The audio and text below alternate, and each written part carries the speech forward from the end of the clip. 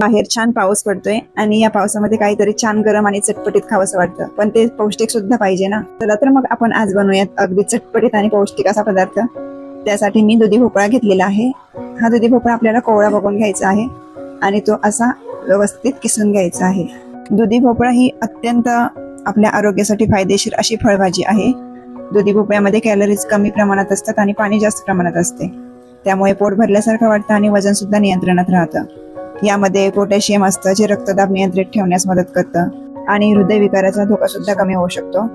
आता अशा प्रकारे तुम्ही पाहू शकता मी सर्व भोपळा किसून घेतलेला आहे. आता यामध्ये आपल्याला टाकायची आहे बारीक कापलेली कोथिंबीर, हिरवी मिरची, आलं लसूण यांची पेस्ट, जिरे, हळद, लाल तिखट, धने जिरे पावडर आणि मीठ. आता यामध्ये टाकायचं आहे बेसन पीठ आणि आपल्याला यामध्ये टाकायचं आहे थोडंसं तांदळाचं पीठ. ते नसेल तर तुम्ही मकाचं सुद्धा पीठ वापरू शकता. ज्वारीचं पीठ, ओवा आणि याच्यावरती आपल्याला टाकायचं आहे खाण्याचा सोडा आणि त्याच्यावरती थोडंसं लिंबू पिळून आपल्याला ते व्यवस्थित मिक्स करून घ्यायचं आहे. आता यामध्ये अजिबात पाणी न टाकता हे पीठ आपल्याला मळून घ्यायचं आहे.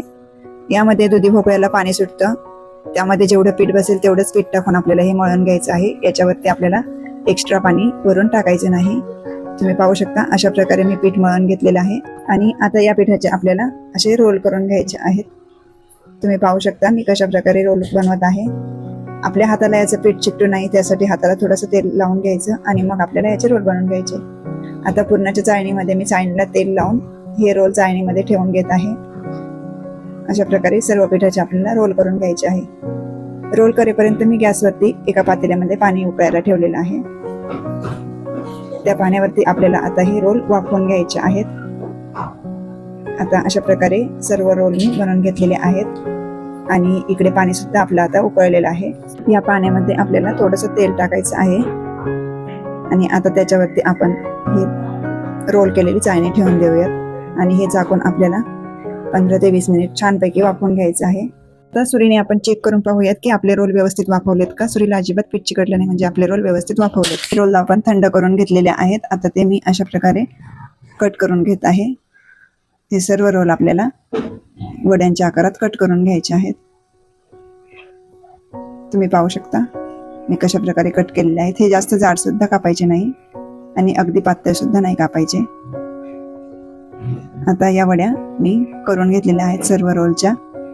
आता आपल्याला या तळून घ्यायच्या आहेत. त्यासाठी मी गॅसवरती कढईमध्ये तेल तापायला ठेवलेलं आहे. आता त्या वड्या मी तेलामध्ये तळून घेत आहे. मीडियम गॅसवरती आपल्याला या वड्या तळून घ्यायच्या आहेत. अगदी सोनेरी रंग येईपर्यंत आपल्याला या वड्या दोन्ही बाजूनी व्यवस्थित तळून घ्यायच्या आहेत. तुम्ही पाहू शकता मी कशा प्रकारे वड्या तळून घेतलेल्या आहेत. आता या वड्या आपल्या तळून झालेल्या आहेत. आता मी या काढून घेत आहे. दुधी भोपळा कापल्यानंतर सुरुवातीला तो थोडासा खाऊन बघायचा. जर तो कडू लागला तर तो खाऊ नका, कारण कडू दुधी भोपळ्यात कधी कधी विषारी घटक सुद्धा असू शकतात, ज्यामुळे उलट्या, जुलाब आणि काही गंभीर त्रास सुद्धा होऊ शकतो. त्यामुळे दुधी भोपळा कापल्यानंतर आधी थोडासा खाऊन बघायचा आणि कडू नसेल तरच तो खाण्यासाठी वापरायचा.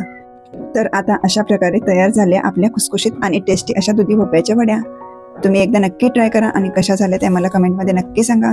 व्हिडिओ आवडला असेल तर लाईक करा, शेअर करा आणि माझ्या चॅनलला सबस्क्राईब करा.